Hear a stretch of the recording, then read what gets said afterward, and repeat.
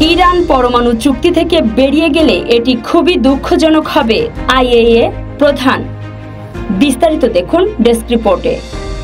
পারমাণবিক অস্ত্র বিস্তার রোধ চুক্তি থেকে ইরানের সরে আসা খুবই দুঃখজনক হবে বলে মন্তব্য করেছেন আন্তর্জাতিক আণবিক শক্তি সংস্থার প্রধান রাফায়েল গ্রোসি।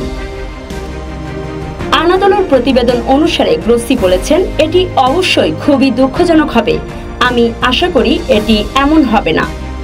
অস্ট্রিয়ার নিরাপত্তা মন্ত্রিসভার বৈঠকের পর এক যৌথ সংবাদ সম্মেলনে ইরানের এনপিটি থেকে প্রত্যাহার সম্পর্কে আইএইএ প্রধান এই মন্তব্য করলেন।